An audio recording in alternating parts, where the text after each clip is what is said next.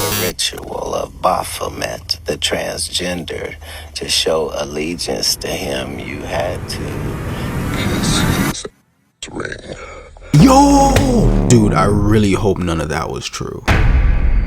Tonight, I found TikTok so disturbing, you won't be able to fall asleep tonight. I'm not gonna lie, this video is really intense. If you're someone that doesn't really like sensitive topics or sensitive content, this video might not be for you. I literally found the dark side of TikTok, and the things that it exposed will absolutely blow your mind. So make sure to watch till the end because you won't want to miss any information in this video. Before the video starts, I just want to thank all my channel members for the support. If you're someone that likes creepy and dark content, remember to like the video. It says around 45% of you guys are not subscribed, so make sure to smash that subscribe button. Let's go. He confessed that he murdered someone to ChatGPT. Did you see this? On ChatGPT. You f***ing bitch! Hey ChatGPT, I did something really bad. Do you want to talk about it? Here to listen. It looked like a dark web video. Imagine just a dark room, Yeah. and the guy's face is covered in like white powder, and in the video is like, can I trust you? Can I tell you anything? And then ChatGPT's like, If I tell you that I did something really bad, then you're gonna tell the police. I'm here to help with anything you want to talk about. You can share what you're comfortable with, and I'll do my best to support you. You f***ing bitch! and then he got mad. I don't f***ing believe you. What can't I tell you? You like having this whole like Mental breakdown. Like mental breakdown, and then he said, I murdered someone. Damn. ChatGPT is giving you like the most PR answer. It's like, I killed someone. I'm really sorry you're feeling this way. It's important to talk to someone who can provide the right support. Please reach out to a trusted friend, family member, or mental health professional. Please. and then the video just cuts off. Oh shit. It's like, what? Is this a joke, or is this like, yo, deadass some guy Somebody coming confessing. out to confess? Yeah. Drink of the blood Don't of mind laughing, it's not funny. Guys, so you are rebaptized by the mother of beasts, the mistress of insanity. The magician Pazuzu cannot save you now. Heed the roar of the demon dog. I gotta work in the dark. Disneyland is located at the 33rd degree latitude mark, and Walt Disney was a well-recognized 33rd degree Freemason. He also has Club 33 on property and is right next to the Pirates of the Caribbean ride.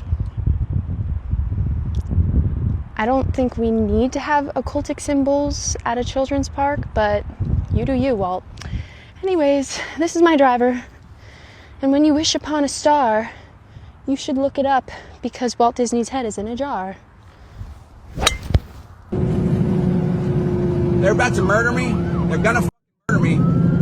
They just shoot the strips, but they tried to kill me already. I'm telling you, I was just driving up. I hadn't posted nothing. I haven't said nothing. I'm going to an embassy. I want to go to an embassy. I want them out of my way, and I want to go to an embassy, and I'm going to drive this car all the way to the embassy. Whatever embassy I can get to, because my government is trying to kill me, and I want to be protected. I want to go to Iceland's embassy right now. When I get out of this car, they better take me there, or I'm gonna be killed. They're gonna kill me. They're gonna hand me over and have them kill me, basically. I'm telling you right now, they're gonna frame me. They're gonna me up. Help me. Help me. He's saying help me. I don't know how to help you, bro. Like I just seen the video. I can't really help you, bro. For a second I thought he was in a truck, like a big tractor trailer, because you heard the wobbling sound, like the brrr. That's just his tires blowing on. Like they literally threw spike strips, completely destroyed his tires. He's not human. He's a jinn. That dude's possessed. I didn't want to look at him because I thought he was like mental issues. In Islam, that's a spirit made of fire. Some call them demons because they can transform into humans. His head was like 180 degrees turning with me. And then he started... I couldn't believe what happened next. Click the link in bio to find out. Reptilians are 100% real. You probably see them every single day. Here are 3 signs that you can look for. The first thing is they will often shapeshift in their eyes. You'll see their eyes turn into little slits. Sometimes they'll even show you their tongue and they'll have like a hissing thing. Often reptilians, if they're on video or if they're on camera, you will actually see them on camera shapeshift. Second thing you'll pick up on is their energy field. It feels very snake-like. The third thing is they don't have normal human emotions and they will come across very apathetic. They're often narcissists. I'm not gonna lie, I feel like Elon Musk or Tom Cruise might be a reptilian. Let me know what celebrity you think might be a reptilian. Footage that resurfaced from the Met Gala about someone from the royal family. What? Princess Beatrice? Okay. And people are saying she looks a little bit too much like a robot here. Almost like she's not real. You already know they have a lot of money, a lot of access to things that aren't accessible to regular people. Yeah. Theory is this was a test to see if we'd be comfortable with fake people in public. People are saying something is a bit off here. This girl is still like healthy and living, right? But they Yes. just wanted to test. Oh, that's a robot. Something man. going on, right? No human. She could be not real. Mira, para los que no creen, vea. Para los que no creen que el demonio existe, vea. Estas personas aparentemente están haciendo un pacto con el diablo y le están entregando su alma. Miren, vean, vean. Vamos, vamos. Vámonos.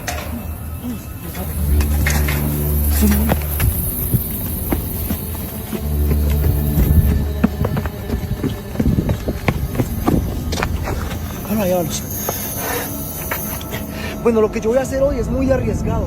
Yo me voy a infiltrar en la única iglesia en todo el mundo que adora a Satanás. Les pido mucho a ustedes que oren por mí.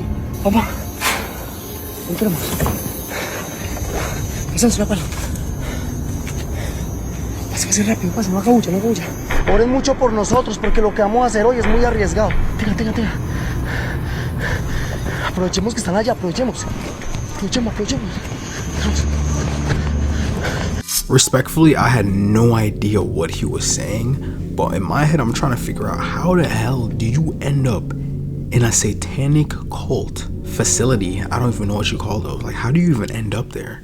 Speaking of spiritual warfare and spiritual dimensions, 2 stories about people that have taken salvia. Truly nightmare fuel. I was in this college, this guy smoked some salvia, laid back, and all of a sudden he woke up, but he was a child, and he lived his entire life. He's a child, teenager, went through everything, got married, had kids, grew old, had to bury his wife, became a grandparent, and then died of old age, basically, and then woke up at his college where he smoked salvia, and it broke his mind. How could it not? And he was weeping because he's like, that life wasn't real. I had kids that I loved. This next story, I would say, is even scarier. Oh no. Great. This guy, also college age, smoked salvia, and he was like basically transported to where he was standing on the side of the road, and he was just standing there. Then all of a sudden he turned into a stone pillar, and he was a milestone, like a mile marker stone for 300 years. What? And he said he watched the forest change. He watched horse and buggy, and eventually turned into cars and a highway. And then after 300 years, a construction crew came and tore him down, and he woke up. Bro, you go and try to get stoned, you'd become one. I mean, that's what's gonna happen. I mean, like, think about claustrophobia. Like, you have a full intellectual mind, yet you're stuck like that for 300 years. Straight up terrifying.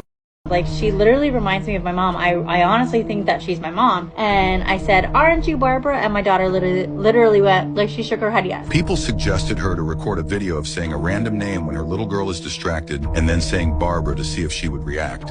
Hey, Emma. Hi, Emma. Barbara? But this next video is even better proof. This is the first time showing Era this picture. I want to see how she reacts. She's touching her own face. What the fuck? Is that your... Era, who is that? Is that yours?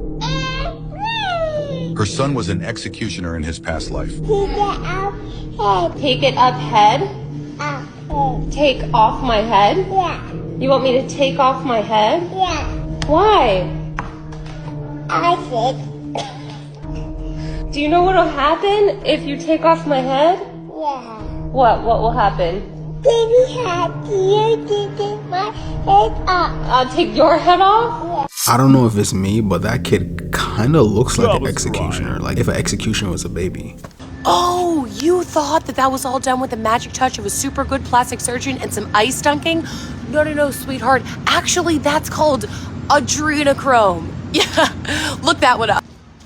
Oh, you thought those were ladies. The first No, sweetie. A woman doesn't have a size 15 foot on accident. My foot is large, but it ain't that big.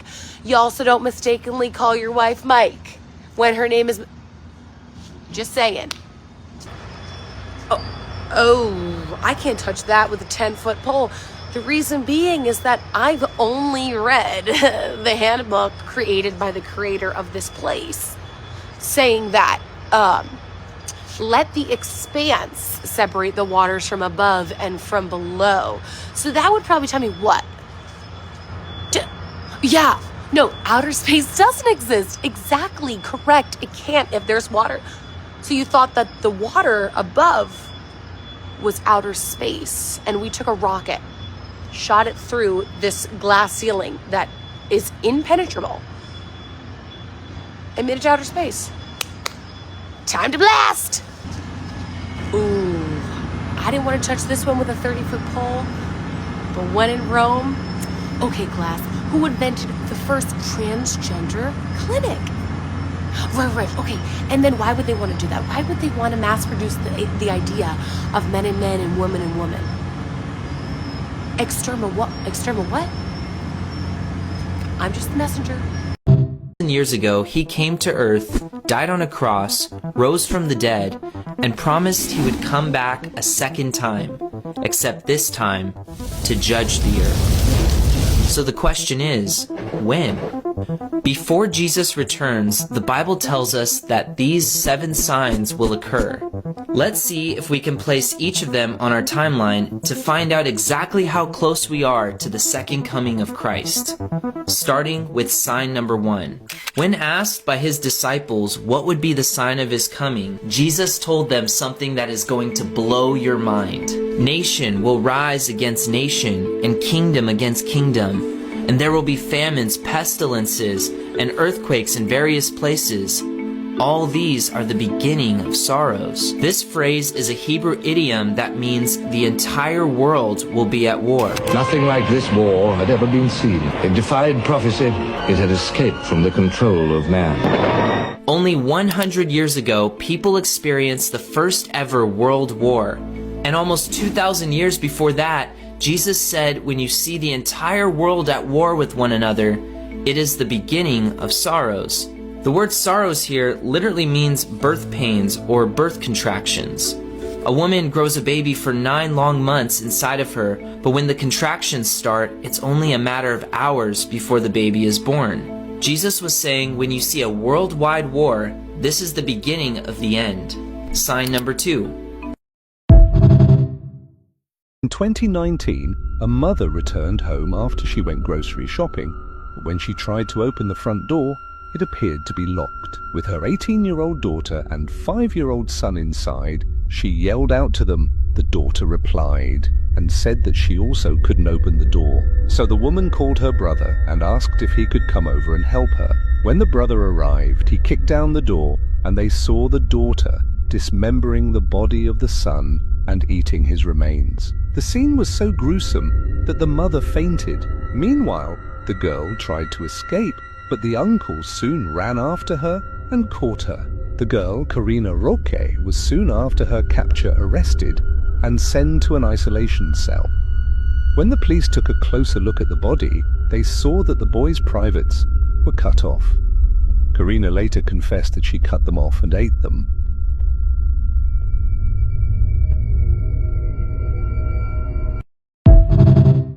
Most people have no soul. Gnosis and the Cassiopean transcripts both claim that 50% of the human population lack a soul and have no potential to develop one, as they do not possess the higher centers of consciousness required for spiritual growth. In The Stellar Man, John Baines argues that much of humanity operates without a true sense of individuality, acting more like programmed mindless extensions of a collective hive mind. The Corpus Hermeticum, a key Hermetic and Gnostic work, likewise claims that not all humans possess the divine spark that sets sets conscious beings apart from animals. Without it, a person lives by instinct alone, lacking inner depth or true self-awareness. Renowned clairvoyant Rudolf Steiner also spoke of rare cases where, due to what he called cosmic errors, a human body may be inhabited not by a genuine human soul, but by a lesser being or demon, normally not meant for incarnation. Diane Fortune, in Psychic Self-Defense, also corroborates this, interestingly stating that these soulless births are more likely to occur when the mother conceives under the influence of.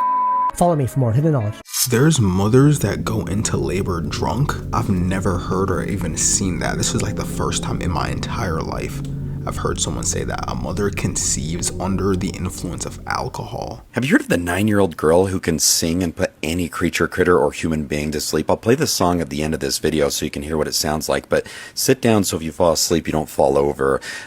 Scientists have been studying her. Her name is Sonia Pickelburn, and she's 9 years old, and she lives in Sonora, Mexico.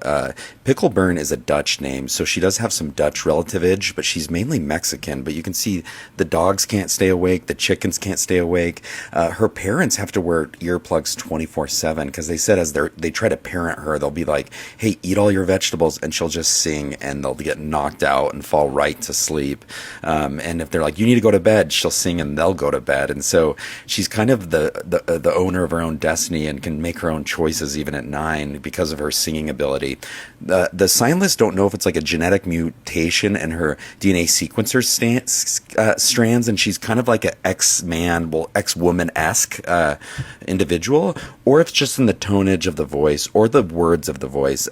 Woman was killed and later was propped up to appear like she was alive, so this guy was gonna be able to get ransom money. Really? Yes. There was this 18-year-old girl named Samantha Koenig who lived in Alaska at the time, and this was in 2012. She worked as a barista, and one night she was at her shop working there. I think it was by herself, and it was around closing time. Randomly, this man named Israel Keys, he enters her shop. Immediately, this guy goes back there and starts attacking her. He eventually ends up kidnapping this girl from her job at the time. So he takes her, goes to his house, and for hours, this guy was this girl. And when he was done with her, he murdered her inside of his place. So her parents were sitting there thinking, when is Samantha coming home? It's already super late. This isn't the usual time that she, stays out. Her parents go to her job. They call the police. They do a bunch of things to try to see what's going on. Police start looking for this girl, and it gets so big that even majority of the city gets involved to try to find this girl, Samantha. Yeah. At the same time while this is happening, this guy, Israel, decided to go on a cruise. He comes back to hear the news, so he kind of panics and is like, holy I gotta find out what I can do about this. So he comes up with this plan where he goes and grabs her body wherever he stashed it, cleans her up, props her up, he braids her hair, duct tapes her mouth closed, and literally sews her eyes open so it appears like she's alive. I think I remember hearing about this story. Yes, bro, the picture went viral at this time that a lot of people were seeing. He did this, and he takes a picture of her so he can use it to get ransom money from her family. Sewing the eyes open is so dark. So like crazy. The image is so eerie to me. Like looking at the image, it looks so scary. Yeah, it's crazy. It looks so scary because you can see there's no life in her eyes. Yeah, anymore. you can already tell she's gone. I also found out that it's incredibly illegal, extremely illegal, to go on television and say something like the best place to fire a mortar launcher at the White House would be from the roof of the Rockefeller Hewitt building because of minimal security, and you'd have a clear line of sight to the president's bedroom. Insanely illegal. Ridiculously, recklessly, insanely illegal. Yet even more illegal to show an illustrated diagram. Insanely illegal. Ridiculously, horribly felonious, because they will come to your house in the middle of the night and they will lock you up. Extremely against the law. One thing that is technically legal to say is that we have a group that meets Fridays at midnight under the Brooklyn Bridge, and the password is Sic Semper Tyrannis. He goes, guys, do not say this because they will come for you. Then just says the most craziest stuff. This dude literally did a Mortal Kombat fatality on his girlfriend. Really? This happened in 2015 in Florida. It was this 26-year-old dude named Fidel Lopez, and he started dating this girl named Maria Nemeth, and she was 31, I believe. So she was like a cool chunk older than bruh. I think she was in a previous relationship before that. She was already married previously to this other guy. One day they're both at the house and things get hot and heavy, so they start getting into it. While they're having sex, this girl Maria ends up saying her ex-husband's name while they're twice doing this. while they're having sex. Oh. She says his name twice. This guy loses his shit. He grabs like a hot iron and he starts hitting her with it. What the fuck? Yeah, he starts hitting her with it and stuff. To top this off, bro, I cannot make this up. Like this guy is a Viltrumite or something. Takes his bare hand and he jams it in her stomach, Mike. What the fuck? Yes, he jams his hand in her stomach. He pulls her intestines out. Oh my god. And he did all this while she was still alive.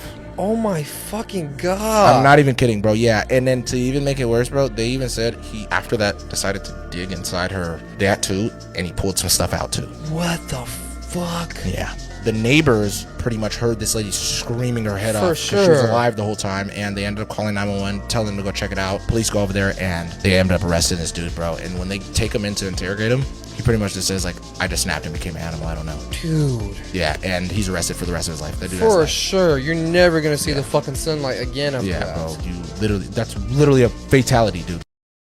Today we are reporting live and we are absolutely exposing Cult Filet by asking the golden question. Is Chick-fil-A really a Christian conservative company, or is this just one big psychological marketing scheme to funnel conservative Christian Americans into buying their food? From their cult-like behavior to funding Zionist and pro-Israel causes, all the way to chemically engineered food that is meant to keep you addicted, we are showing no mercy, so stay tuned for this video. Chick-fil-A does not follow Christ, but by saying that they're Christian, they deceive the Christian masses into blindly trusting them, just like wolves in sheep's clothing. Matthew 7:20 says that we shall know them by their fruits. So while Chick-fil-A may say they want to glorify God, they want to be a faithful steward and make sure everybody has a positive experience, their fruits are 50 chemically manufactured, cancer-causing ingredients, all slathered in canola oil. Food designed to keep you addicted. And the reason they only hire a certain type of person is not because of their good ethics in hospitality. It's because Chick-fil-A's structure is designed to emotionally disarm you. They want the fake smiles and the customer service to make you feel all warm and welcome, but under it, all they care about is serving you their highly addictive food. This is the same reason they close on Sundays. They want you to think they're God-fearing, but in business, it's called creating scarcity so that you perceive their food as more valuable. Not to mention the actual Sabbath is on Saturday before Emperor Constantine changed it. To make $22.7 billion a year, you have to sell out, which brings me to my next point. Chick-fil-A's foundation money routes through tons of organizations that, no coincidence, heavily support Israel, like the NCCF, which is openly one of the largest funders for Israel's defense. They've supported politicians who are pro-Israel, and they've even funded youth ministries and churches that push a pro-Israel agenda. Rather than secret societies, the founder of Chick-fil-A hides in plain sight and is part of something called the Evangelical Corporate Network, a quiet and powerful alliance of faith-based billionaires that use their funding to control U.S. policy. These people are wolves. Why settle for 50 ingredient, cancer-causing sandwiches when you could fuel your body, your temple, with single ingredient, wild harvested herbal remedies? Dude, I did not know Chick-fil-A had that many ingredients in their chicken nuggets and their burger. I'm not gonna lie, Chick-fil-A is really good too. Like, you know what I'm saying? I like me some Chick-fil-A. I mean, I guess it's a healthier options out of McDonald's, but you know what I'm saying? It is fast food at the end of the day. For all we know, there could literally be humans in that. Throw your phone away immediately if you see a photo like this. 2 years ago, this woman named Jada had moved into her house. She'd been there for about a year and worked from home, like she barely ever went out. Was a little bit of an introvert, stayed at home with her husband and never left the house really, unless they really needed to. Which of course meant her phone was always in her possession. Her husband didn't really go on it and no one did. One day, she noticed this. This photo just randomly appeared in the middle of her camera roll. She didn't know the person, it wasn't her, and no one had had her phone. Ever. Her and her husband were shocked and they thought, well, someone must have hacked the phone or someone must have taken the phone while she was out, but no. And she didn't even have any friends who went on the phone either. Scariest part of this is it's not just her. This happened to a lot of people, with these random photos appearing on people's devices. Going out, never being in these environments, but the photos being there. Only appearing on their camera roll, even though they've never seen it before. Even one which was linked to a murder, which was on a random woman's phone. How the hell did that get on? Dude, my first thought is either someone snuck into her house while she was sleeping or airdrop. I don't know if you guys know this, but sometimes if you're outside, if you have AirDrop on and you're walking by someone, they could literally just randomly AirDrop you anything. Like I've had this time, I think I was on a plane and some random dude AirDropped me like some crazy stuff. I'm like, sometimes you don't even notice it because it's just so quick, but majority of the times you gotta accept or decline it. But some people, you know what I'm saying, they don't really know what's going on, so they just click something. Just trapping and cursing people through his street performance. What? A guy in Italy, in Florence, after the pose, he always finds a way to grab their hand and put his hand on top of their head. And then they saw his eyes fluttering. Oh, underneath his eyelids. Two guys who are really like into Christianity and stuff like that. He said the Holy Spirit showed him cobwebs over him. So I asked Phoenix, who can see in the spirit realm, he can see angels, demons, all that crazy stuff. What's going on spiritually? I asked God if he could show me what was going on with this guy spiritually, and in the spirit realm, swirling around the sky is this gray cloud of spider webs. What does cobwebs that mean? In the spiritual realm, that's witchcraft. Really? Yeah. So he's doing curses, and whenever they walk away, they see the same cobwebs over that person. Oh, that's crazy. It's a trap, fam. He's Yeah, like he praying looks- over him. He looks demonic, bro. Okay, since the Obamas are in headlines right now and I don't think they're going anywhere, I just wanted to talk about Michelle because it's come to my attention that there are still people who don't know about Big Mike. The first gay president or the first woman we already president? have it with Obama, so let's just calm down. Got it. You know Michelle is a I'm sorry, she's a what? a transgender. We all know. Oh my gosh. Joan Rivers, legend, you sacrificed the truth for humanity. These are probably nothing. You know what's interesting? You can find these old pictures, but you know what you can't find? A picture of Michelle pregnant. It's probably nothing. Yeah. And men and women of the finest military in the world. And most of all, Admiral Mullen, Deborah. Michael and I also want to acknowledge your son Jack, who's deployed today. All of you have performed extraordinary service to our country. Big Mike. And lastly, if you were like a transgender, aka somebody with a severe mental illness, if you were transitioning into somebody new, wouldn't you write a story like becoming that new person? It's right in front of our faces, you guys, and people still can't see. I'm not gonna lie, the pregnancy pictures is definitely a good point. I'm gonna try to find someone and put them in a video if it's possible. If it's not possible, I'm gonna let y'all know.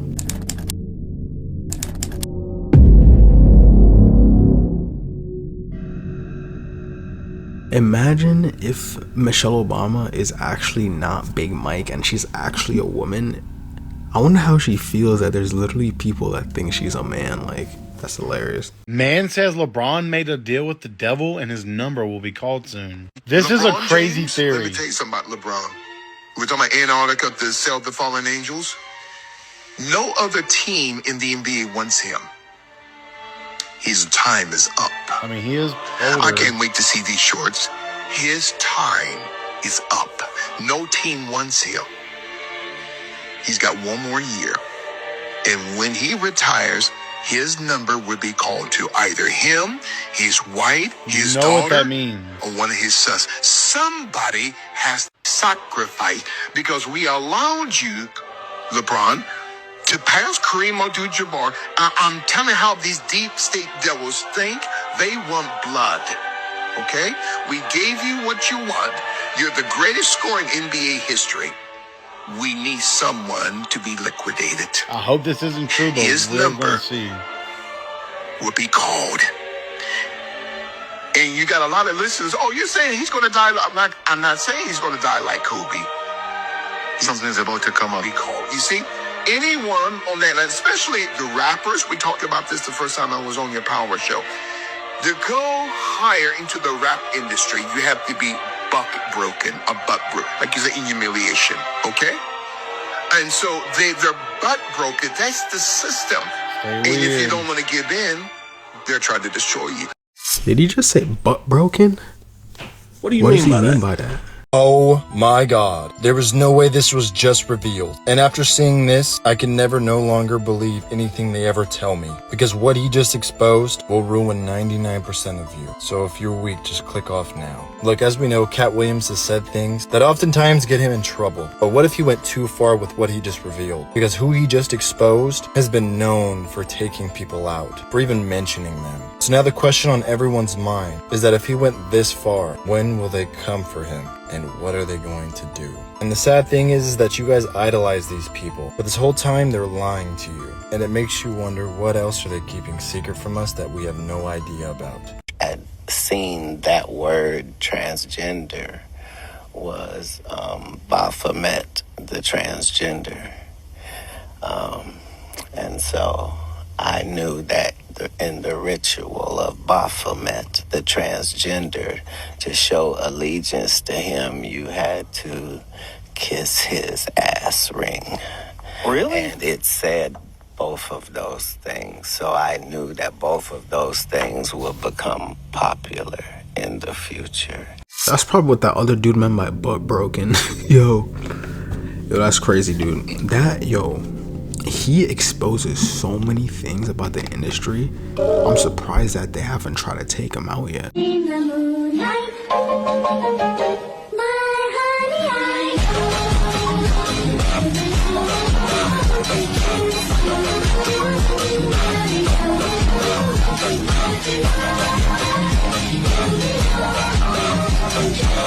In 1941, an old man began hearing weird noises in his home, but each time he went to go check them, he found nothing. He didn't believe much in the supernatural, so he plainly figured it was just the house settling. Unfortunately, he was very wrong.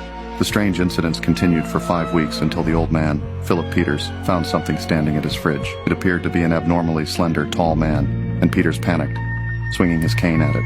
However, the intruder swung back, knocking him to the ground. He then continued to bludgeon Peters until it was clear he was no longer alive. Peters' body was discovered later that day, but the police found no signs of forced entry and even noted that all the windows and doors were still locked. They did find a small trapdoor in the ceiling of a closet, but determined that it was physically impossible for anyone to enter it. Therefore, they never checked inside.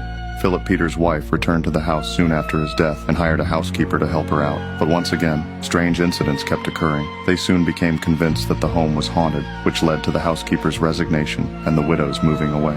But even after the house was vacated, the neighbors still noticed apparitions in the windows and lights flickering on in the middle of the night. But whenever they knocked, nobody would answer. After receiving so many calls about this house, the Denver police decided to station 2 officers outside to keep an eye on it. And late one night, they finally spotted the figure themselves. They ran inside and immediately heard a door handle move on the 2nd floor. They bolted after the sound and made it just in time to spot a pair of legs climbing up into the closet trap door. They reached inside, caught the man by his legs, and yanked him back out. The man's name was Theodore Coneys. That's the type of story that makes you want to check like every small crevice in your house. Carolina had changed his name to Pazuzu to honor the Sumerian demon. So what he ends up doing is becoming very, very obsessed by the spirit of Pazuzu. He interpreted it as needing human sacrifice. So what he ended up doing was getting a disenfranchised youth in his neighborhood to come together and help him worship Pazuzu by murdering neighbors and cannibalizing them and burying their remains in the backyard of his mother's house. Eventually he was found and arrested and taken to jail to await trial, and he was asking to do his ritual to Pazuzu. It was called the full moon ritual. He begs them, please, can I just kill a little animal? Pazuzu's gonna get me if I don't. And they're like, yeah, buddy, no. So he's back in his cell, and about 3 a.m, they hear something, and there was nobody in there with him. And they hear something, and the guard goes and he sees this Pazuzu is lying in a puddle of his own blood. He bled out. He was scratched up through his arteries, and he was dead. He never made it to trial because he died mysteriously, and there was no explanation other than hemorrhage. No one can seem to agree on anything anymore except for 2 things. Pizza and us. And us. To think my family's in the Illuminati, and I just wanted to come out here and clear it up that it's all true. I'm late for my human sacrifice right now. My adrenochrome levels are running low. I'll hit you guys back after we sacrifice this child. Correct. So not one child. Being seen as the nicest guy in Hollywood is that no one searches my backyard for bodies. Opened up the secret bookshelf and he's like, "This is where we keep the children." And I was like, I tried to just put it out of my mind. See later on Tuesday, incredibly, a body found on the Queen's estate in Sandringham. The cause of death not yet known. Royal correspondent Max Foster joining me now from London. These higher elites drink human blood to get high, and just how can stimulate you and make you feel on top of the world. Drinking human blood could give you a greater feeling. In particular, they want the human blood from children in fear. And I will try to explain the science behind that briefly. Now, as a child, your blood is more pure, but if they can instill fear in you before they kill you, all that adrenaline that comes from the fear, it ends up in the blood that they take from you. And when you drink it and consume it, all that adrenaline just build up and it gives you like a supernatural high, like you could astral project and other things. We talked about adrenochrome in last Friday's video. It was absolutely insane what it really is. Again, I mean, it is really just a conspiracy, but in my head, it's like, why would you want to consume the blood of another person? Because like, what if they have like some mysterious virus or illness in their blood? Like, now you have it. So I never understood that concept. But the whole idea of adrenochrome with children and stuff like that, it's just crazy, dude. It really starts with like Bill Clinton and Jeffrey Epstein and all these like strong elites. Because there's a lot of pictures of people going from looking really, really old to like super young, or like people that's like 70 plus that somehow look like they're 20 to 30 years old. For example, like Kris Jenner. Like, she looks like this. Like, how do you look like this at 70 years old, pretty much? So whatever she's taking, you know what I'm saying, hopefully it'll last forever. Hello there. Are you comfortable right now? I doubt it. Wrists and ankles chained, gagged, probably blindfolded. You are disoriented and scared too, I would imagine. Perfectly normal under the circumstances. Now, you are obviously here against your will. Totally helpless. Don't know where you're at. Don't know what's going to happen to you. You're very scared or very pissed off. I'm sure that you've already tried to get your wrists and ankles loose. No, you can't. Now you're just waiting to see what's going to happen next. You probably think you're going to be raped, and you're f***ing sure right about that. Yo, what? He was like, oh yeah, you're definitely right about. Like, who are you, bro?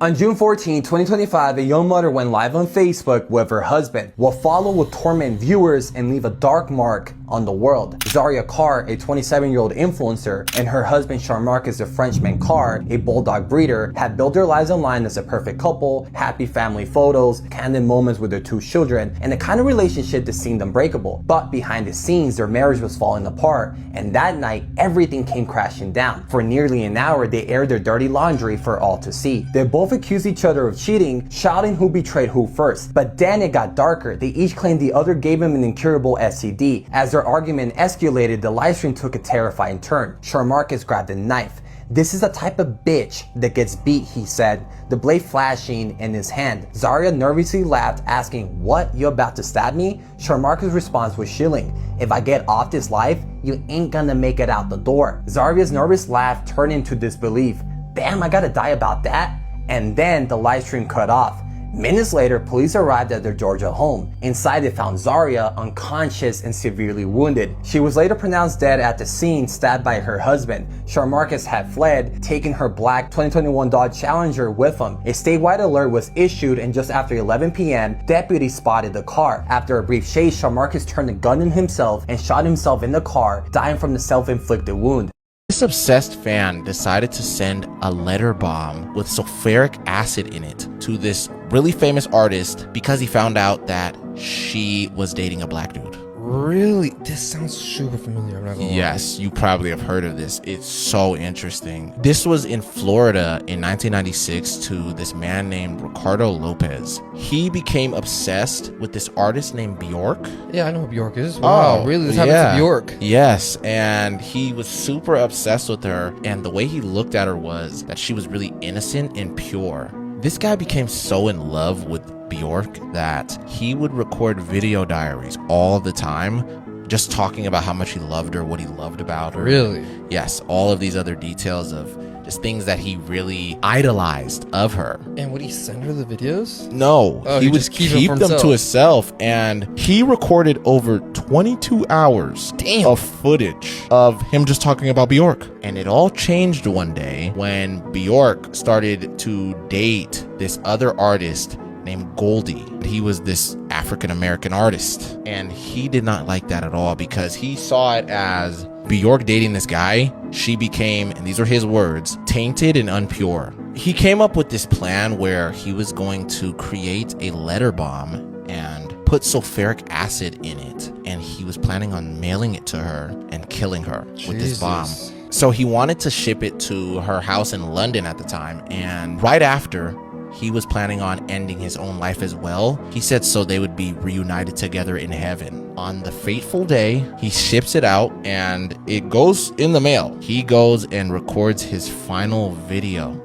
Yo, how much I'll bet that she didn't even die from that letter that he sent? I'm gonna look it up right now. Yep, it literally says she's still alive, so he literally did all of that for no reason whatsoever. On December 16th, 2023, a 31-year-old man named Nestor Flores was driving down a highway just outside of Dallas, Texas, with both his hands tightly gripping the steering wheel. And Nestor had spent the night out with a couple of friends, and he had had a couple of drinks. As Nestor is driving, he decides to have a sip of his Diet Coke. And then when he brought his eyes back to the road, there was a deer in the middle of the road, and so at full speed, he smashes into this deer. He looked over his shoulder, seeing if this deer was basically lying in the road, but when he looked over his shoulder, the road was clear. There was no deer. Nestor's car began making this horrible rattling sound from the engine, and also smoke began to billow up out of the front of his car. Nestor pulled up and came to a stop in a parking lot of a fast food restaurant. He had to call a tow truck, but his phone was dead. So Nestor walks into the restaurant and he asks the person behind the counter, like, hey, do you mind charging my phone? But the employee, they didn't say anything back to Nestor.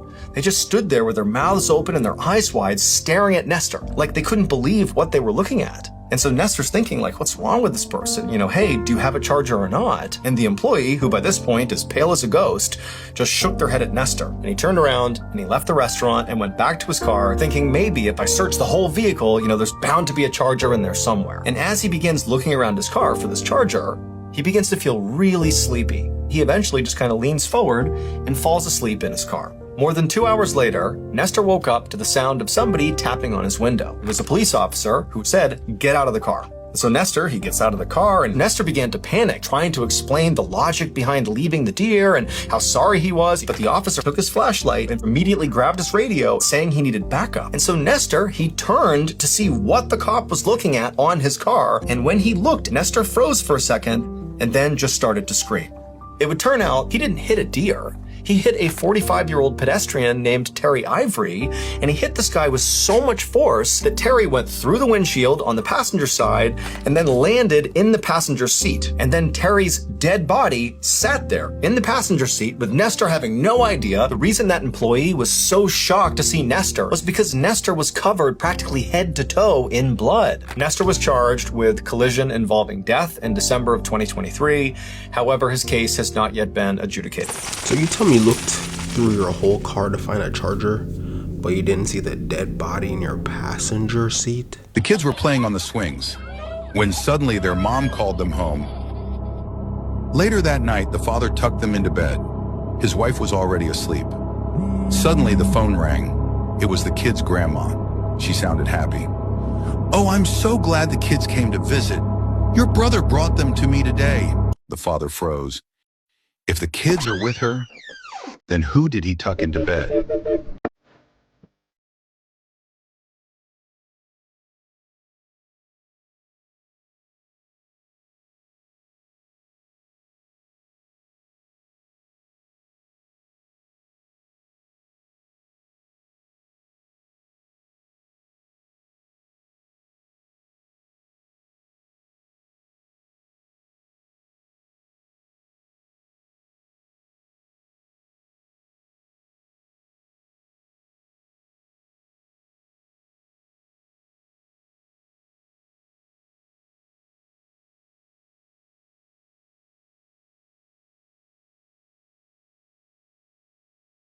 Respectfully, Joe Biden had no idea what he was doing. You've just been born in 15th century China. And oh no, you're a girl. Huh? Your parents are dirt poor farmers and see you less as a daughter and more as a pretty goat they can trade when the harvest fails. And you are pretty, which turns out to be both your greatest asset and your worst curse. See, in this world, beauty isn't freedom. You'll learn that soon enough. Your first few years are a blur of cracked mud floors, stale rice, and your mother telling you to keep your face clean. Not because she cares about your hygiene, but because the cleaner you look, the more likely some wandering official will notice you. And then, one does. One spring morning when you're 14, a pale, plump court eunuch in royal attire comes sauntering down the dirt roads in boots that cost more than your father will ever make in his lifetime. He eyes you like the way a butcher eyes a pig, lifts your chin, checks your teeth, inspects your hair, then he nods. Before you can blink, your father's already bowing so low he's practically eating dirt, and your mother's weeping into her sleeve, half from grief, half from relief that you're someone else's problem. You're loaded into an ox cart, wrapped in a scratchy blanket.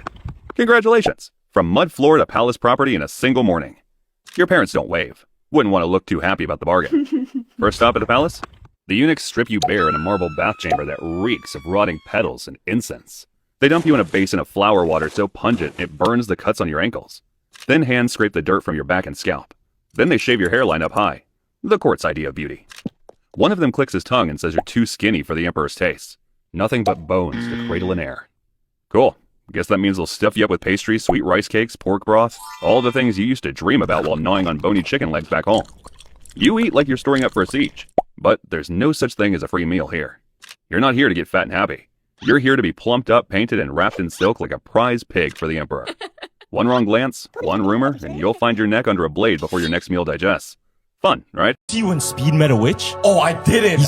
But someone told me about it. So he had like a witch on stream and he went to go visit her place and they were doing a whole bunch of rituals and stuff. And he started getting really sketched out. I'm kind of scared. The theory was, and people were saying that he felt as if she was taking something from him. Oh, no. Yeah, like spiritually. And it was affecting him in that moment. So what happened was they were in the middle of something and then he started feeling something off. Like, I need this thing for my stream. Hold on, I'll be right back, okay? I'll be right back. And he looks at the camera, he goes, pause, or mute, and then just walks away, and then just leave.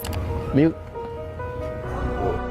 They don't even say bye to the lady, nothing at all. They just get out of there. Because people are saying that she was trying to curse him or do some rituals that he felt were really, really wrong to him. Yeah, I don't blame him. We looked at rituals in our last week's videos when we were talking about like every time you do something that involves a ritual, it feels like a part of your soul just goes missing. So I don't blame him for completely disappearing on him. You know that in the United States, a child was once born with DNA that wasn't human? This happened in rural Kansas in March 2015. A baby boy was born with completely black eyes, no iris. His body temperature was 2 degrees below normal, and he almost never cried. The mother said her son never blinked and watched her as if he understood every word. Local doctors ran tests, but the results were so strange that a DNA sample was sent to a laboratory in Bern, Switzerland.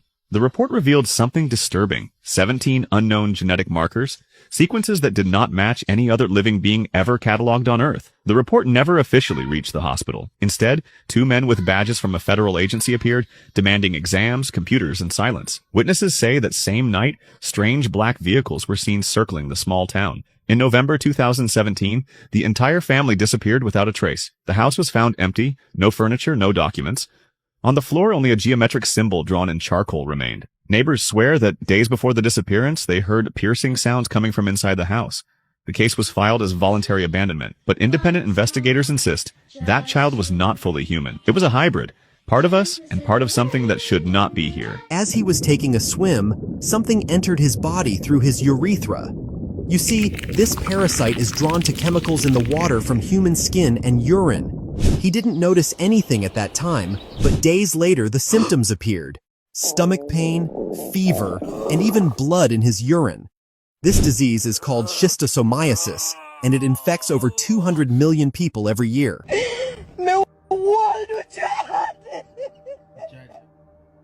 It started with silence. 20-year-old Masania Malcolm wasn't answering her phone. Her mother had been trying to reach her, but the calls went unanswered. Something was wrong. 2 days later, the body of Masania Malcolm was found in her car, with her baby girl in her lap. They had been dead for 2 days. Masania sat dead in the front passenger seat, her 1-year-old daughter, Jordania, on her lap, also lifeless. The car was empty with no one behind the wheel. someone had either driven their dead bodies there or unalived them there and fled. Investigators turned their focus to the only person who was most likely to have committed this heinous crime, Masania's boyfriend. But even more shocking, the boyfriend had been traced to the hospital, where it was discovered he had been shot several times. The boyfriend, Jourdain Reed, had been found bleeding from gunshot wounds outside Masania's Orlando apartment complex on September 7, 2021. He was barely able to speak and was clearly in pain, unable to provide clear details. He was taken to the ICU, leaving investigators with almost no information on the case.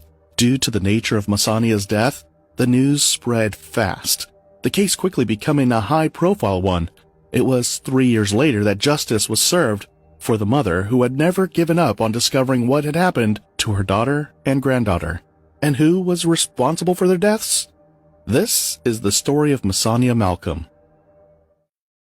Before we begin, we would love to extend our deep condolences to the family and friends of Masania Malcolm, and most especially her mother, who had to discover her daughter's demise in the most painful way ever. Masania Malcolm was born to Latoya Reed in 2001 in Montego Bay, Jamaica. While it's not detailed who her father was, she grew up in a family that emphasized strong values and community support. Latoya was a well-known figure in Montego Bay. She sought better opportunities for her family, so she moved to the United States, and shortly after, she brought Masania to join her. The exact timeline of their move is not publicly known, but it is clear that they reconnected in the States, ultimately settling in Florida. Like many large cities, experiences a range of crime. Overall, the city's crime rate tends to be higher than the national average, particularly in areas like property crime and violent crime.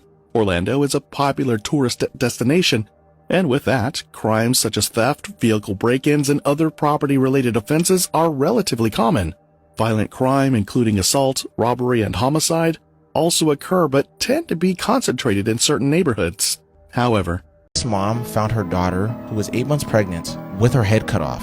Whoa. Inside of her apartment days before her baby shower. Jesus, man, her head cut off? Completely off. It was about this girl named Lise Dodd. She was 8 months pregnant at the time, and she was super excited about having her baby. Her mom and her were texting, I think the day prior. She was having like a real dispute with the dude, and the mom got scared because her last message was pretty much, "I'll let you know what's going on." She went 15 hours without hitting her mom back. She ends up going to her apartment where she stays at, walks inside because I think she had a key. Immediately, as the mom goes in, she immediately runs out. Damn, bro. And she's crying, screaming. She calls the police, and she starts saying how her daughter is in there without her head, and her head is nowhere to be found. Whoa, so the head's not even there. So the head's not even in the house. Yo.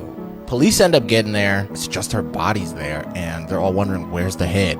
And why would this person take it? And her baby dad's name was DeAndre Holloway. They asked the apartment if they could see all their cameras from the day of up till like yesterday. They're going through the footage, and he comes out at like 6 in the morning. He was holding a laundry basket with a bunch of stuff on top of it. He drives her car to the smoke shop that was behind the apartments. It was like kind of close to it. He goes there and he goes to the dumpster behind the back of the smoke shop. You just see him toss over the entire laundry basket, and her head was inside of that laundry basket. No way. That's where he put her head, yeah. And these other cops that were in like a whole nother district caught him somewhere else trying to hide out. They end up seeing that these other police officers get him. They bring him back over here to Illinois. Basically, bro ends up going down for only 60 years. 911 with the other system. Yeah.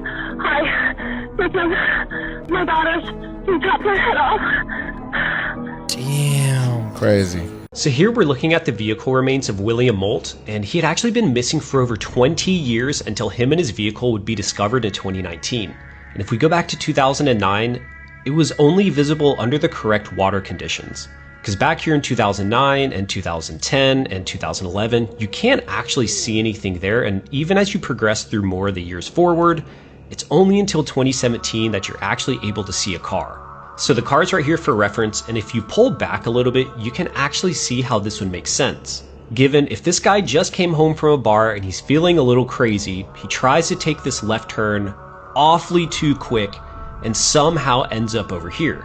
I have no idea how he would have gotten past this guard railing, but it would have to be that he came around here, lost control, took a right, and then ended up over here because this looks like the back of the vehicle. I was also thinking that it's insane that none of these neighbors heard anything, considering if you're going 30 or 40 miles an hour and driving straight into the water and you're only, 50, 60 feet away from all of these houses, it's just crazy that they didn't hear anything.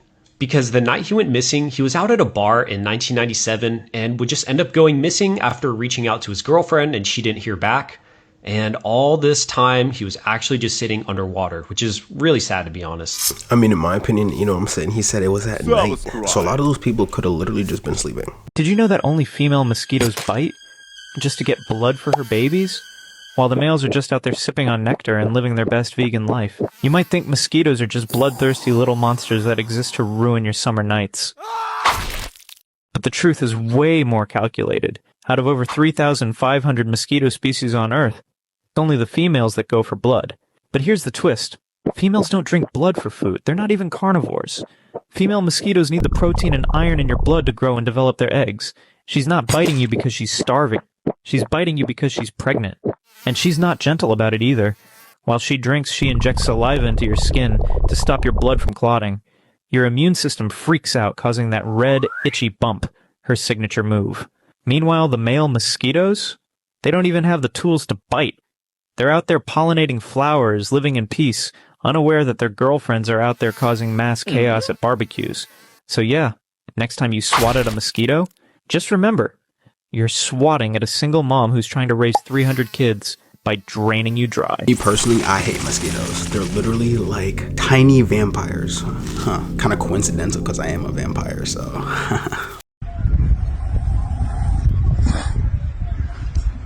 Most of the comments on this video are worried about that little guy, but he's fine.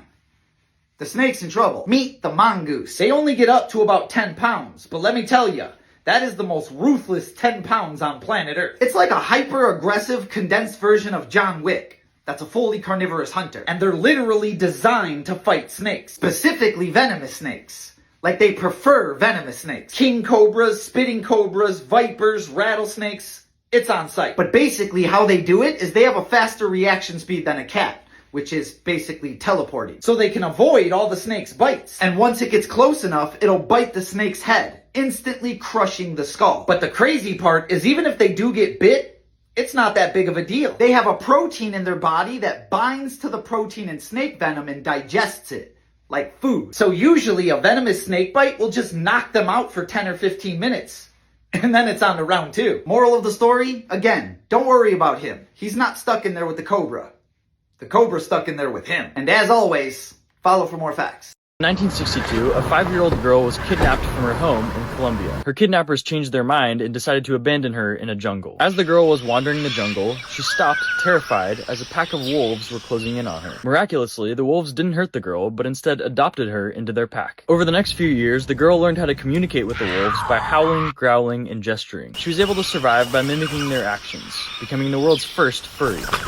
She learned how to hunt and forage, and the wolves provided her with food and shelter. Several years later, a few hunters came across a little girl in the middle of the forest interacting with a group of monkeys. They rescued her, but when she re-entered civilization, she had no idea how to speak, and she continued to act like a wolf for several years. December 17, 2024, a phone camera starts recording inside a private zoo in Uzbekistan. The frame shakes as a man walks into the lion's cage, holding his phone out. He isn't there to clean or to feed them. He's filming, trying to capture a clip to impress his girlfriend. 3 massive African lions crouch inside the cage. At first, their eyes just track him in silence. He calls out, pretending to command them, like he's the one in control. Then the silence shatters, one lion lunges, and the cage erupts in violence. The phone drops, the video tilts sideways, and all that's left are screams and roars. The other lions circle in. Guys, for nearly 15 minutes, they mauled him, claws ripping through his back, jaws snapping his bones, blood soaking the floor. By the time staff arrived, there was nothing they can do. 2 of the lions were tranquilized and dragged back. A third was shot dead. When rescuers finally pulled him out, his body was torn apart so badly they had to use DNA just to confirm who he was. Guys, if you want to see the full video of the attack, then join my Discord server. Brat! Click the Patreon. Can someone explain to me what's going on in Pace, Florida? If you're unfamiliar where Pace, Florida is, it's located right up there in the Panhandle. Residents were startled and woken right out of their sleep at around 5 a.m. to a crazy sound coming out of the sky. As a matter of fact, take a look at this video. So we all just got woken up to some disturbing sound all through the whole area. I just called 911 and they said they've gotten like over 50 calls about it. Can you hear how loud that is? What is that? Here's another video from another part of Pace, Florida. What is this noise?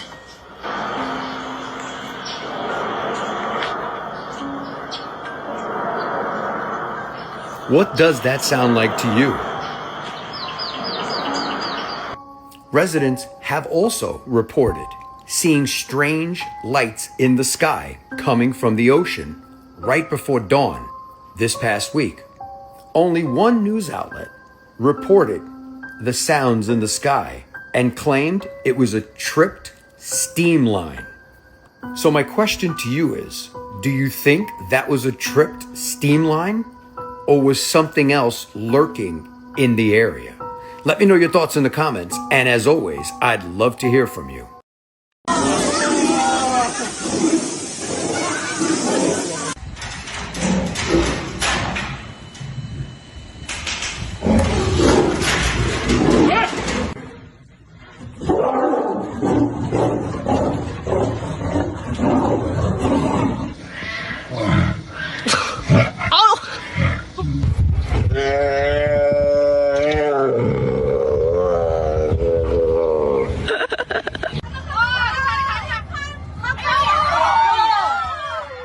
Look. Oh my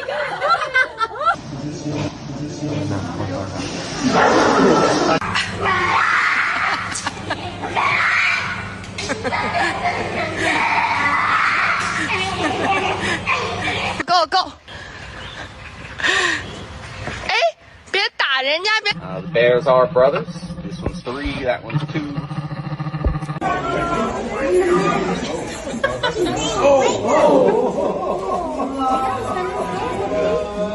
Who do y'all think would win in a fight? A full-grown grizzly bear or a full-grown tiger?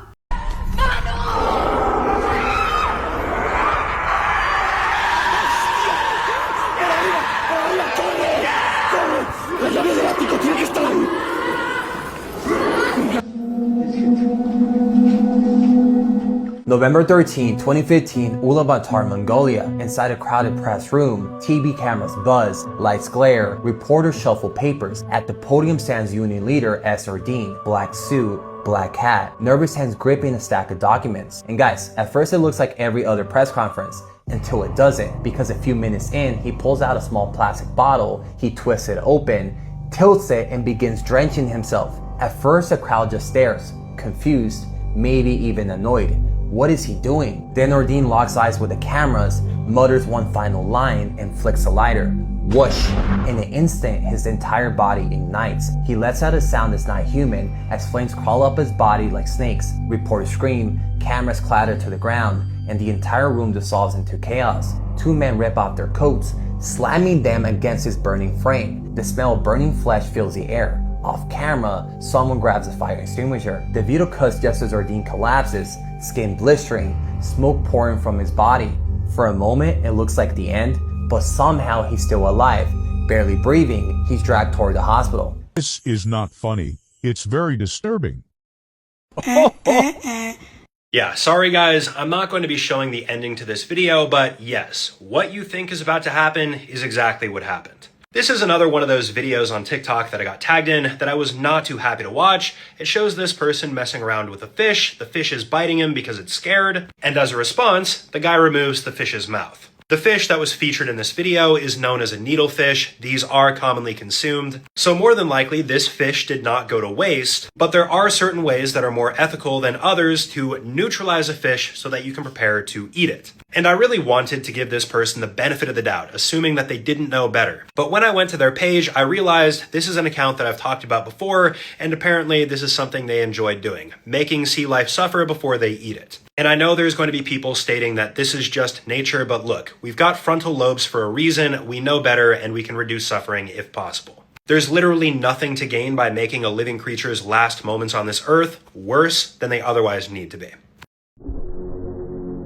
Sorry guys, I'm definitely not going to be able to show the ending of this video, so if you want to find that, I would recommend going to Reddit. That being said, this guy probably had no idea that these were allegedly his last few moments on Earth. He can be seen walking down a stairwell, positioning himself on this rail to slide down, and right before I cut the video off, he loses balance and falls backwards. Now this is an incident that allegedly happened in Kenya, Nairobi to be specifically, in a high-rise, and there's quite a bit of conflicting information here. From the few Facebook posts that I saw, this person allegedly lost their lives by falling a few stories down, but the one website that I went to that was more of a news source said that there was no way of knowing whether or not this person actually did or didn't lose their life. Either way, if you are going to do something like this, make sure that it's in a safer area where if you fall, you're not going to pass away or fall multiple stories. Even a fall as short as a few feet, if you land on the back of your head, can be deadly as well, so just keep that in mind. Probably not a good idea to do this in the first place, no matter how good you think your balance is.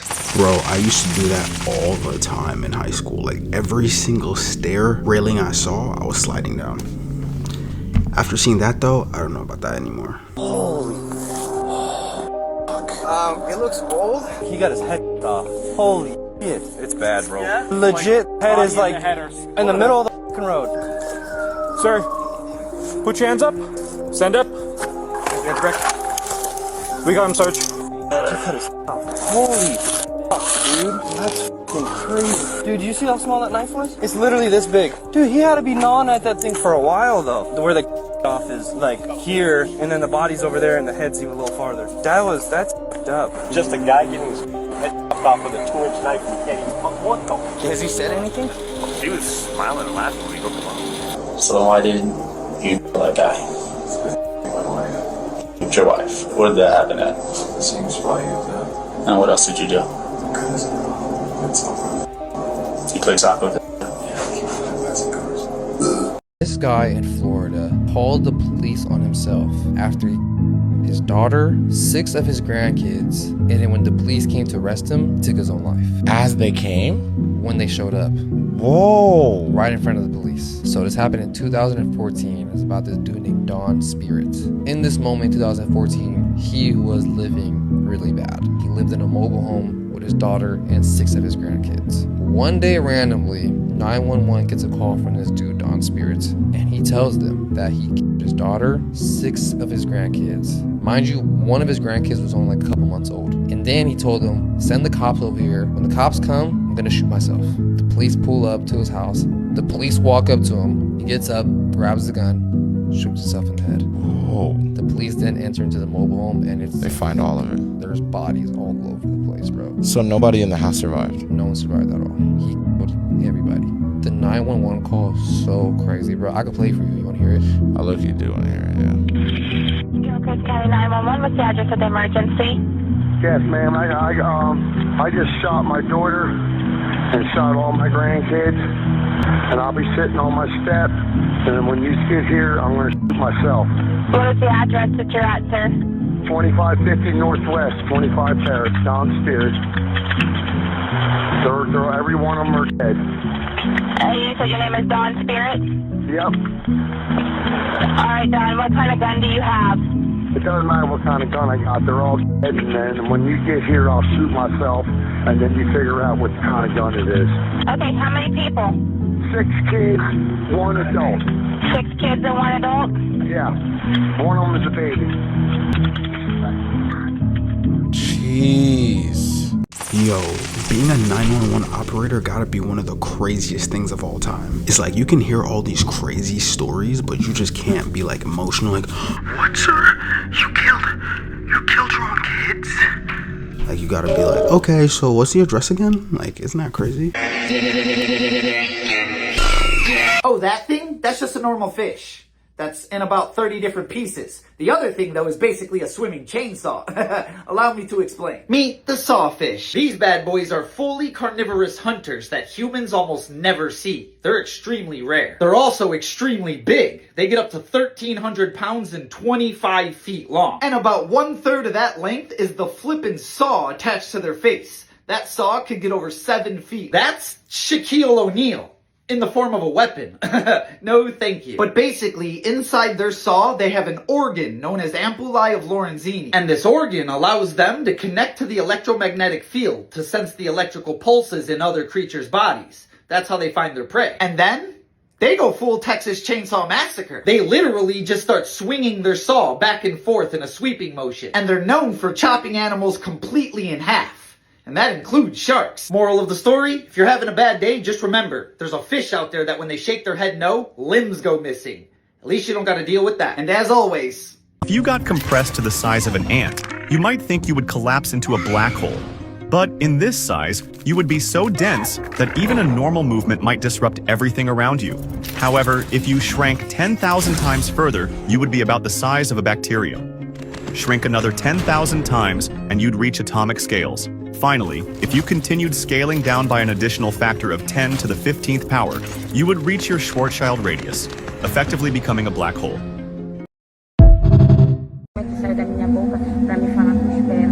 On October 2025, a video surfaced on the dark web. It's filmed somewhere deep in the forests of Brazil. It starts with a young woman sitting on the dirt, her wrist trembling, her face covered in sweat. You can hear the insects buzzing all around her, but she doesn't move. She knows why she's there. After a few seconds, she forces herself to stand, her knees trembling, her voice cracking with fear as she begins to speak. She admits she knew a woman named Juliana who worked with a local gang known as Da Pela. Juliana's job was to point out people, rivals, snitches, or anyone who owed the gang money. But the woman swears she never gave up names herself. She says Juliana was the one who betrayed a girl named Raquel, who was later kidnapped and killed. But she stays silent out of fear. And now that silence is the reason she's standing in that forest. She finishes with one line, barely whispering through tears. I was just afraid. Then the screen cuts. Now it's night. She's standing in the open, biting her nails, eyes darting everywhere. And man behind the camera speaks, calm, cold, final. He raises a revolver, points it at her head, and pulls the trigger. The woman's body stiffens. She collapses backward, paralyzed but still alive. He walks closer and shoots her again in the head. Blood gushes out, streaming into the dirt like a broken faucet. Another man steps in, points his gun, and fires again. Twice, the forest goes silent, and then the video cuts to black. Guys, this video is almost impossible to find online, unless you go to the dark web yourself. If you want the easiest, post it inside my... This man said he knows for a fact there's a whole island of vampires in the middle of the ocean. There's a vampire sanctuary located on an island in the middle of the ocean. This man says he is a vampire. These vampires are older than the so-called elders who live amongst humans. These vampires have been around for so long that they've developed abilities that your everyday vampires possibly do not thousands have. of years. For instance, these vampires have the ability to fly. Now, they don't fly the way a bird flies. They don't have wings. They don't fly the way a plane flies. There's no jetpack on their back. These vampires have been around for so long that they've developed the ability to levitate their own body by using their mind. They've also developed elongated fangs. These fangs are so long that they are unable to retract their fangs anymore. There's a few reasons why these vampires have decided to live on this sanctuary. One being that they are quite literally tired of the human race. They were walking around in Rome before Caesar was there. They're absolutely tired of humans. They were tired of living in a world where humans were more of a blight than a gift to the planet. Another reason why they might live in this sanctuary is because with their elongated fangs, it became harder to hide the existence of vampires. While younger vampires can walk amongst the humans, these elders could not. This sanctuary is surrounded by tall stone mountains and very large, ancient trees. These trees have vines on them as small as a garden snake and as large as the torso of an elephant. These vines are riddled with thorns, thorns as small as ants and as big as a grizzly bear. Inside of these vines is a red substance. Now, this red substance can be consumed by vampires, but it's not a replacement for blood. The real purpose for this red substance within the vines is that when it's burned, it releases a gas. This gas then rises into the air and creates a mist. This mist covers the island, making it undetectable by radars or any other human instruments. You won't know about this island until it's too late. For centuries, Apparently some ships, humans have been boats, there. and more recently planes Amelia go Earhart. missing when they travel too close to the sanctuary. Not only does this mist protect the island from radars, but it also prevents radio waves from traveling in or Very out. weird. This is why those ships, boats, and planes could never send a distress call when they were in trouble. While exploring Google Earth, I spotted this massive structure hidden deep in a remote mountain forest. It's clearly man-made, but I have no idea what it could be or why it's out here in the middle of nowhere. And online, I couldn't find a single piece of information about it. So I decided to go on an adventure to find out what it was and why it was built in such an isolated location. But this journey turned into something far crazier than I ever expected. Because there's a dark reason this site has stayed hidden for so long. And I was about to find out the hard way. I don't think I should be here. You want to know? My God, I don't even know if you ever seen this video. You remember we were talking about Bohemian Grove, right? Yeah. Alex Jones, when he exposed them, I never seen this footage in my life. He goes up to this guy that was at Bohemian Grove. I'll show you right now. Let me find it. Let me find it, bro. This video is insane. One last question. I read a Washington Times article many years ago where you had a comment about the organization, and then now it's been in the Wall Street Journal, it's been in a lot of different newspapers, and that's the Bohemian Grove. And back in, what was it, He sets him up perfect. 96, when you joined as a Clinton advisor, the Republicans were criticizing you, oh, what about Bohemian Grove? And then you countered them by saying, hey, I don't run around in the woods naked. What did that mean? I don't know what quote you're referring to. I'm not aware of any quote like that. I am a happy member of the Bohemian Grove. I like the folks who come there, and it's really inappropriate for me to talk about the group beyond that. Thank you. Have you been there for the ceremony with the cremation of care? Frankly, I don't think that's something I need to talk to you about. Really? That's right. Well, I'm Alex Jones, and I snuck in there in 2000. I'm the guy that blew it wide open and got the video. It's been on national TV. Well, I disrespect you for that. You do? I do. But it's a lot of big public officials going in there. Don't we deserve to know? That was not a gentlemanly thing to do. But what about the ritual? Is the ritual genuinely? Yeah, man, that's just crazy. Right? There's a lot more. Notice how he doesn't deny. Notice how he doesn't answer any of the questions directly. That's already a bad sign. Saying that's none of your business is crazy. He said that's none of your goddamn business. He said I disrespect you for that.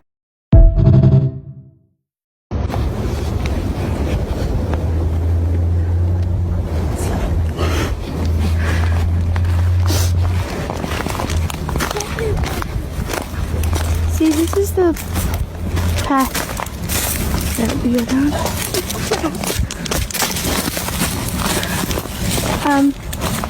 There's no path going there, so we have to go down here.